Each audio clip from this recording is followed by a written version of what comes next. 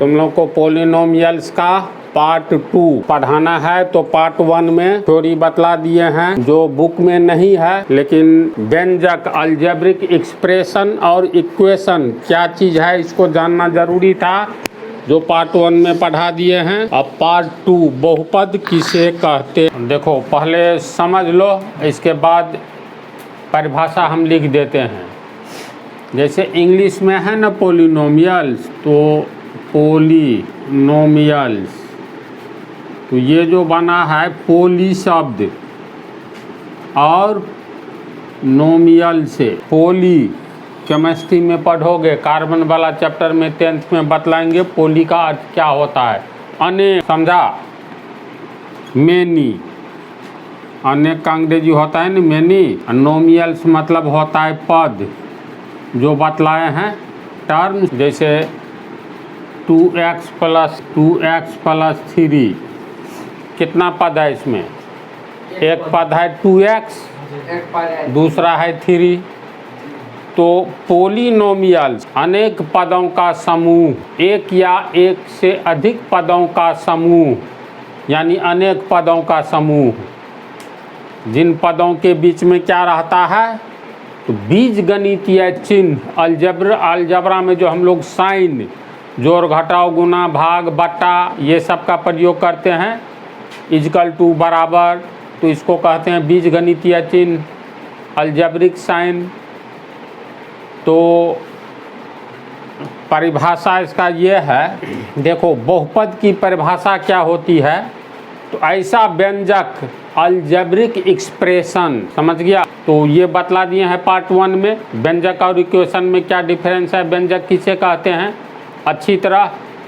तो ऐसा व्यंजक जिसके पदों, व्यंजक में एक या एक से अधिक पद होता है, तो ऐसा व्यंजक जिसके पदों के वेरिएबल का घात, वेरिएबल चर और अचर, वेरिएबल कांस्टेंट, तो वेरिएबल भी क्या है ये भी बतला दिए, वैसे इसके बारे में बेस ऑफ अलजेब्रा में जानकारी दिए हैं।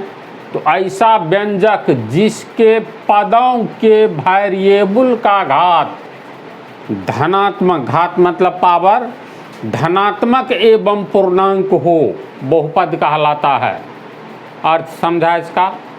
जैसे में मान लेते हैं हम लोग, विशेष बात ये है, पदों के वेरिएबल धनात्मक एवं पूर्णांक, पूर्ण अंक, पूरी अंक, यानी गिनती की संख्याएं, धनात्मक पूर्णांक। देखो ऐसा व्यंजक, मान लो कोई व्यंजक है, पहला उदाहरण x² प्लस 9, तो x² प्लस 9 बराबर चिन्ह का कहीं प्रयोग नहीं है, तो व्यंजक ही है ना।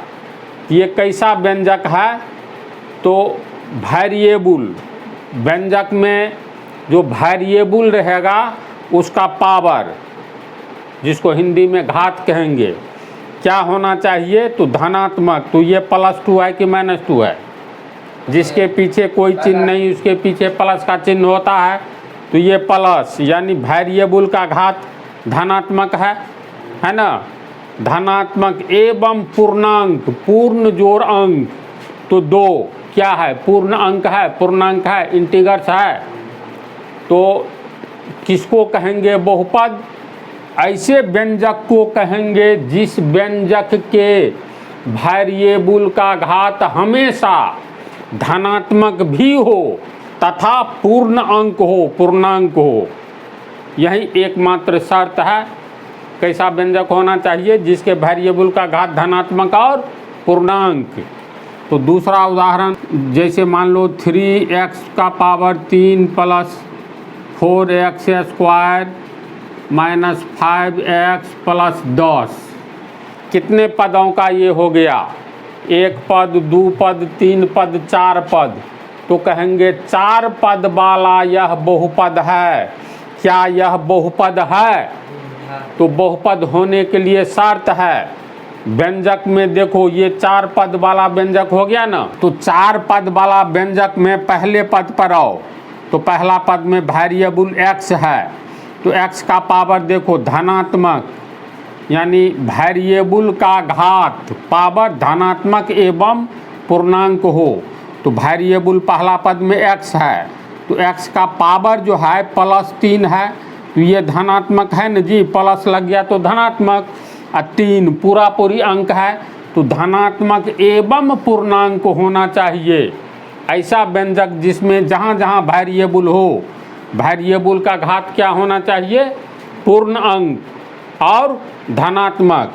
तो अगला दूसरा पद में देखो तो वेरिएबल x का पावर +2 है, +2 जिसके पीछे कोई चिन्ह है उसके पीछे प्लस, तो धनात्मक, प्लस है तो धनात्मक हो गया। एवं पूर्णांक 2 देखो पूर्ण अंक है, यहाँ भी देखो तीसरे पद में देखो x का पावर कुछ नहीं तो +1 है ना, जिसका पावर कुछ नहीं उसका पावर +1, तो यहाँ पर धनात्मक हो गया। जब ये +1 है तो धनात्मक एवं पूर्णांक, एक पूर्णांक है। बोलो समझ रहा है ना। होल नंबर पूर्ण संख्या हो गया, पूर्ण संख्या शून्य ना तो धनात्मक है ना ऋणात्मक है, धनात्मक एवं पूर्ण अंक, तो 0 तो पूर्ण अंक है लेकिन शून्य क्या है, धनात्मक ऋणात्मक, क्यों नहीं है दोनों में से कोई, क्योंकि शून्य के आगे धनात्मक संख्या की शुरुआत होती है, शून्य के पहले ऋणात्मक संख्या होती है। एक हो गया, वो बतलाएंगे कि एक और से देखते जाओ ना। तो अब ये बोलो तो ये बहुपद का शर्त होने, बहुपद वाला शर्त इसमें है ना, बहुपद होने के लिए क्या क्या शर्त चाहिए, पहला व्यंजक होना चाहिए तो इसमें कहने बराबर है, अलजेब्रिक एक्सप्रेशन हो गया, ये व्यंजक हो गया। तो व्यंजक तो परिभाषा से ऐसे व्यंजक को बहुपद कहते हैं जिसके पदों के वेरिएबल का घात धनात्मक और पूर्ण अंक हो, बस इतनी ही सी बात है। तो तुम लोग बोलो कुछ, ये उदाहरण 3, x का पावर -3 प्लस x का पावर 2 प्लस 5, ये है, ये बोलो है बहुपद है, नहीं है क्योंकि यहाँ पे पावर नहीं है, क्योंकि बहुपद 3 पद का मान लो कुछ देर के लिए ये 3 पद वाला है न जी, तो 3 पद में 3 पद वाला व्यंजक है, ये व्यंजक है, अलजेब्रिक एक्सप्रेशन है। तो लेकिन कैसा एक्सप्रेशन होना चाहिए बहुपद होने के लिए, तो इसका घात, वेरिएबल का घात जो है ये धनात्मक का पूर्ण अंक होना चाहिए। यहाँ पर देखो तो वेरिएबल x का घात क्या है, माइनस से ऋणात्मक 3, ये ऋणात्मक है, होना चाहिए धनात्मक एवं पूर्णांक, 3 तो पूर्णांक है लेकिन 3 के पीछे वाला चिन्ह क्या है, धनात्मक के ऋणात्मक, ऋणात्मक होना चाहिए धनात्मक, इसीलिए ये बहुपद नहीं है, समझा। अगर ये बोला जाए जैसे 5x² + 3x -√x, बोलो ये बहुपद है, सोच समझ करके बोलो। नहीं है, बिल्कुल सही आंसर। लेकिन क्यों नहीं है, तो देखो 1 पद 2 पद 3 पद वाला ये बहुपद तो है, लेकिन पहला पद सही है, वेरिएबल x है तो इसका घात क्या है, प्लस में है यानी धनात्मक है, एवं पूर्णांक 2 पूर्ण अंक है, चलो ये सही है, दूसरा भी सही है, इसका पावर +1 है। तीसरा इसको हम लोग तोड़ेंगे √x को, तो कितना होगा, √x को तोड़ेंगे तो x का पावर 1/2, नंबर सिस्टम और घातांक में सब बतलाया हुआ है, तो इसका मतलब x का पावर 1, ये हो गया x का पावर ½ ये आधा जो है पूर्ण अंक है ही नहीं।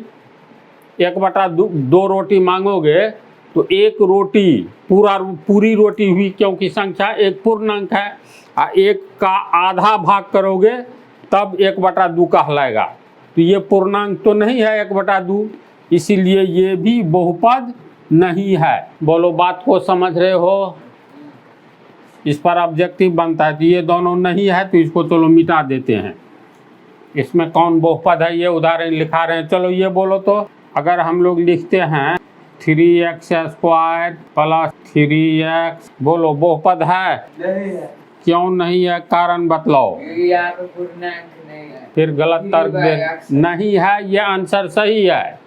क्यों नहीं है, तर्क गलत है। देखो ये क्या है, 3, इसको 3/x² को हम लोग क्या लिखेंगे, 3 गुने 1/x², 3 x का पावर -2। याद करो, ये घातांक एवं करनी में भी बतलाए हैं, इससे पहले नंबर सिस्टम वाला चैप्टर के लास्ट में बतलाए हैं। ये जो इसको सीधा लिखेंगे तो उलट करके प्लस हो जाएगा माइनस। तो ये वास्तव में ये क्या है, ये वास्तव में ये है 3x का पावर -2 है, ये है ना। तो यहाँ पर देखो ऋणात्मक आ गया, होना चाहिए धनात्मक। समझ रहे हैं बात को? कितना रहेगा तो उसमें तोड़ के बनाना। हाँ, ये तुमको ये वेरिएबल जो है हमेशा अंश के रूप में होता है ना, धनात्मक।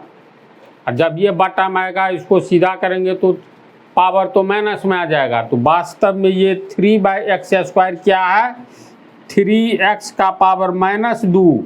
तो माइनस हुआ तो ये धनात्मक नहीं रहा। इसके बाद तो पूर्ण अंक, ये 2 पूर्ण अंक है ही, तो इसीलिए यह बहुपद नहीं है। बोलो समझ रहे हो?